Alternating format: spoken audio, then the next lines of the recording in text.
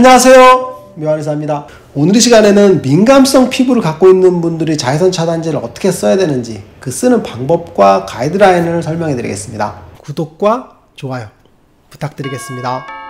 자외선 차단제, 이걸 이해하시려면 첫 번째는 자외선에 대해서 한번 이해하셔야 돼요. 자외선, 물리학 시간으로 한번 가볼게요. 옛날의 기억을 한번 더듬어 볼게요.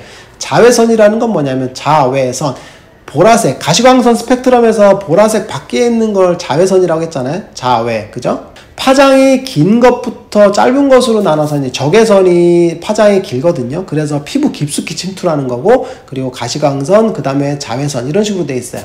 그래서 원적외선 같은 경우는 뜨끈한데 자외선은 뜨겁지 않아요. 아무런 느낌이 없는데 피부에 영향을 미치게 되겠죠. 그래서 자외선은 세 가지가 보통 흔해요. UVA, UVB, UVC인데 파장이 이제 긴 것부터 UVA고, 그 다음에 중간계 B, 그 다음에 UVC거든요. 근데 UVC 같은 경우는 대부분의 이제 우리가 지구로 들어올 때서 산란되거나 흡수돼요. 그래서 우리 피부에 미치는 영향이 별로 없어요. 그래서 무시하셔도 되고, UVB 같은 경우는 이제 UVB는 대부분 화상을 입히는 경우죠. 우리가 피부, 자외선을, 우리가 햇빛을 쏘였는데 피부가 탔어. 이건 번도 입었다는 건데, 썬번은 UVB에 의해서 일어나는 그런 현상이라 볼 수 있을 것 같아요. UVB에 의해서 일어나는 거고, UVA 같은 경우는 이제 파장이 길다 그랬죠. 그래서 피부 깊숙이 침투하는 경우가 있어요. 그래서 피부를 어둡게 하는, 기미를 만들고 색소 침착을 만들고 하는 것들, 그리고 피부 노화를 일으키는 것들이 UVA라고 보시면 될 것 같아요. 그래서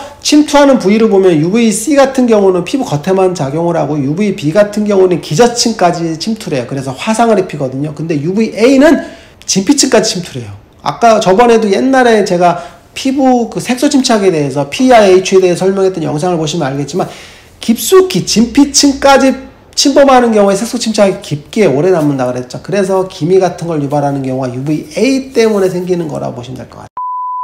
그러면 UVA와 UVB를 차단하는 걸 알았어요. 그러면 차단제를 언제 발라야 되는지에 대한 시간을 알아야 돼요. 중요한 게 뭐냐면 총 자외선 지수라는 게 있어요. 이게 이제 자외선의 총량을 전체적으로 다 합산한 양이거든요. 총 자외선 지수를 보게 되면 여름 같은 경우는 대략 자외선 지수가 8 정도 돼요. 6, 7, 8월이 한 8.3 정도 되거든요. 그리고 근데 반대로 11월, 12월, 1월, 2월 같은 경우는 대략 한 2 정도 돼요. 4배 차이가 납니다. 즉 여름과 겨울에서 자외선을 쏘이는 양이 4배 차이 난다는 얘기입니다. 그러면 생각할 거예요. 4배? 우리 비슷한 줄 알았는데? 아니죠. 4배 차이가 납니다. 그래서 여름 같은 경우는 자외선 차단제를 4배를 발라줘야 되고, 겨울 같은 경우는 4배를 적게 발라도 상관없다는 얘기가 되겠죠. 그런데 여기서 중요한 게 뭐냐면 우리가 자외선에 노출되는 시간을 계산하셔야 돼요. 흔히 겨울 같은 경우는 야외 활동을 잘 안 하죠. 겨울에 누가 야외에서 막 안 돌아다니잖아요. 추우니까 실내에만 있죠. 근데 여름 같은 경우나 봄 같은 경우는 야외 활동을 많이 하게 되죠. 맞습니다.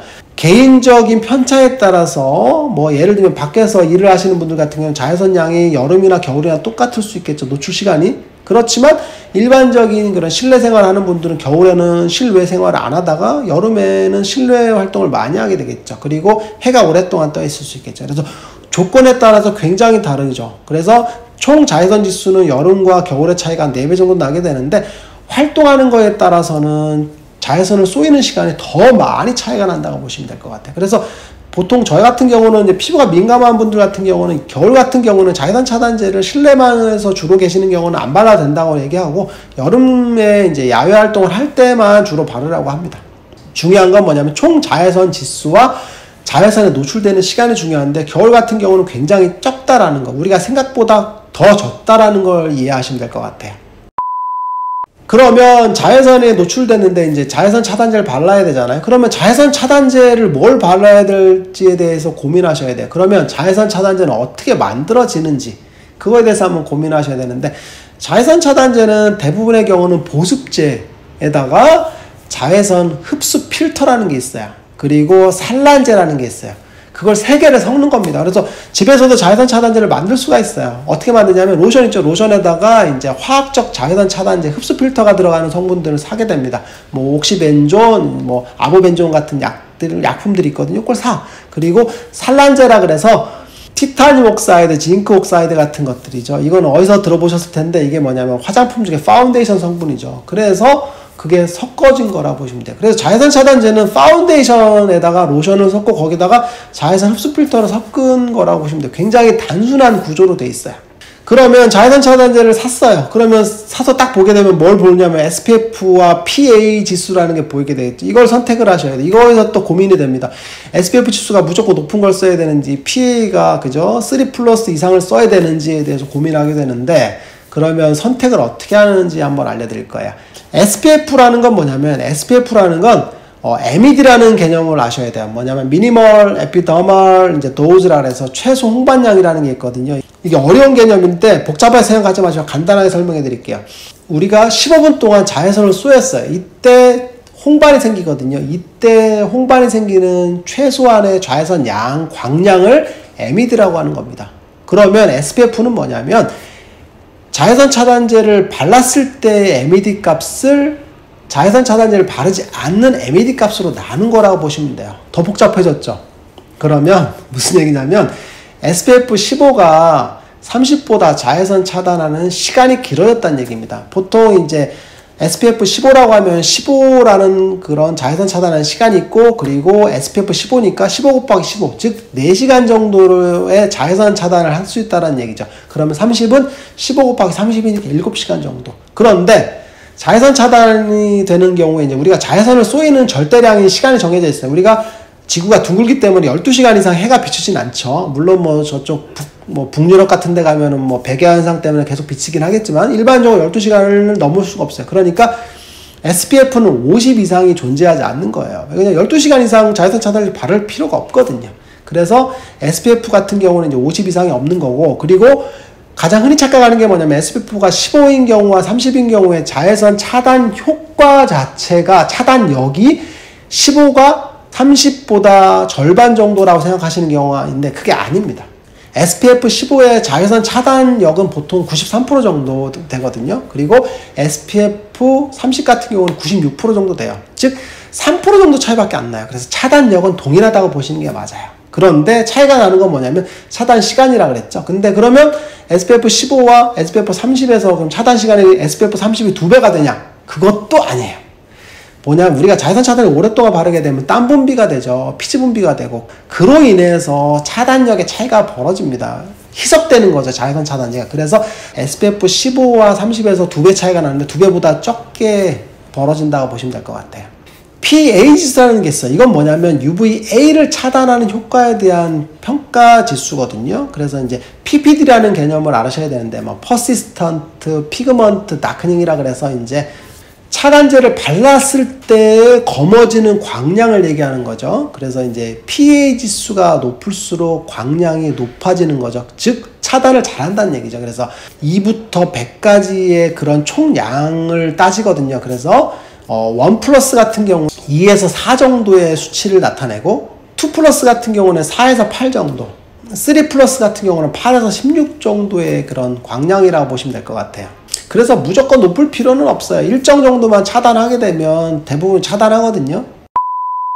그러면 이제 자외선 차단제에 대해서 이제 어떻게 써야 되는지에 대한 가이드라인을 한번 제시해 드릴 거예요. 그런데 가끔 오해하는 게 뭐냐면 자외선이 창문을 통해서 들어오잖아요 라고 하는 경우가 많아요.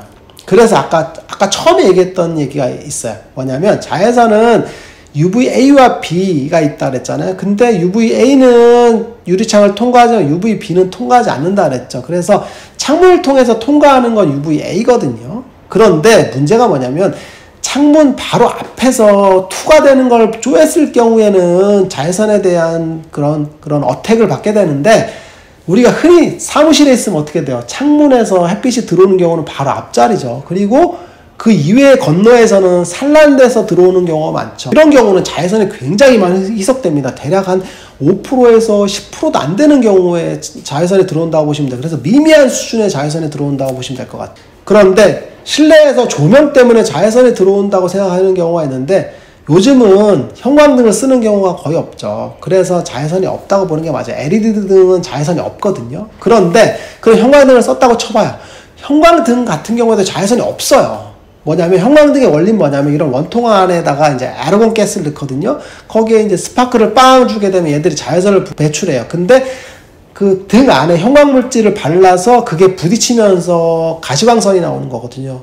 자외선이 방출되는 건 맞지만 형광물질을 통해서 가시광선으로 바뀌는 거예요. 그래서 자외선이 나오지가 않습니다.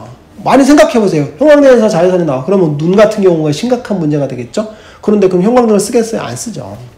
즉 형광등은 자외선이 없다라는 거. 누가 이런 구라를 쳤는지 모르겠어요. 나빠요. 형광등에는 자외선이 나오지가 않고, 그리고 요즘 실내에서는 다 LED등을 쓰기 때문에 자외선이 없다고 보시면 돼요. 그러면 민감성 피부였는 경우에는 자외선 차단제 어떻게 사용을 하냐면, 첫 번째는 자외선 차단제를 최소 시간만 사용하는 겁니다. 아까 했던 것처럼 SPF 같은 경우는 자외선 차단하는 시간이라 그랬죠. 그러면 내가 오후에 점심시간에 자외선이 나갈 상황이 벌어졌어요. 그런 경우에는 나가기 직전에 바르는 게 좋죠. 아침에 출근해서 바르게 되면 어떻게 되겠어요? 지속시간이 4시간, 그죠? 7시간 이렇게 되면은 시간이 너무 줄어들게 되겠죠. 그래서 차단 효과가 떨어지는 경우가 많죠. 그래서 나가기 전에 바르고 나가신 다음에 간단하게 티슈 같은 걸로 지워서 화장품 성분이 남지 않도록 자외선 차단제를 제거하는 게 중요할 것 같아요. 두 번째는 그러면 SPF나 PA 지수를 뭘 선택을 하냐면, 사실은 SPF는 높을수록 자외선 차단 시간이 길다 그랬죠. 그래서 높은 걸 쓰면 돼요. SPF 50을 쓰면 되겠죠. 그런데 SPF 지수가 높을수록 무슨 문제가 되냐면 피부에 트러블이 생길 가능성이 높죠. 왜 그러냐면 흡수 필터가 더 많이 들어가게 되거든요. 그러니까 당연히 자외선 차단제를 많이 하게 되죠. 그리고 산란제도 더 많이 들어가게 되는데, 산란제 자체는 피부 트러블이 별로 없어요. 문제는 흡수 필터 자체가 문제가 되겠죠. 그리고 이제 워터프루프 성분 자체가 피부 트러블을 많이 일으키거든요. 두 개 때문에 그래요. 그러면 SPF 지수가 높은 것보다는 적절한 게 중요합니다. 그래서 저 같은 경우는 SPF 30 정도가 충분하다고 보시면 돼요. 아까 했던 것처럼 자외선 차단력 같은 경우는 96% 정도 된다 그랬죠? 충분합니다. 그리고 차단 시간도 7시간 충분합니다. 그 정도면 돼요. 뭘 더해? 뭐 7시간씩 이상 뭐 등산할 경우 없잖아요. 그죠? 대부분의 경우는 해에 노출됐을 때 7시간 이내로 끝나기 때문에 30 정도면 충분하다고 보시면 될 것 같아요. 그리고 PA 지수가 있는데, UVA 같은 경우는 이제 PA 지수 같은 경우는 보통 판매되는 경우가 3+가 많은데 2+ 정도에도 충분합니다. 이 정도에도 자외선 차단은 충분히 하거든요. 그래서 SPF 30 그리고 PA 지수는 2+, 이 정도가 적당할 것 같고, 뭐 3+ 제품도 사용하셔도 되긴 해요. 그리고 세 번째는 이제 자외선 차단하는 방법이 문제가 되는데, 똑같은 SPF 30이라 하더라도 자외선 차단하는 방법이 달라요. 뭐냐면 무기자차라고 해서 이제 물리적 차단제가 많이 들어간 성분의 자외선 차단제가 있거든요. 이게 이제 산란제를 많이 넣은 거거든요. 이런 성분의 자외선 차단제를 쓰는 게 피부의 트러블을 적게 하는 방법입니다. 그래서 무기자차를 골라서 SPF 30 정도의 무기자차를 사용하는 게 중요할 것 같아요. 그리고 네 번째는 민감성 피부인 경우에는 발랐을 때 발림성이 산뜻한 것들을 쓰는 게 중요할 것 같아요. 보통 이제 자외선 차단제는 무거운 하드한 형태, 고형 성분이 많은 자외선 차단제가 있고, 발랐을 때 산뜻하게 흡수되는 성분이 있어요. 짐작하셨겠지만 피부 트러블 있는 경우에는 발랐을 때 산뜻하게 흡수되는 성분들의 가벼운 그런 착용감이 좋은 것들을 사용하는 게 중요할 것 같아요. 묘한의사에게 궁금한 것 있으면 댓글로 남겨주세요. 영상을 통해서 답변해 드리겠습니다. 빠잉! 오늘 시간도 유익하셨나요? 구독과 좋아요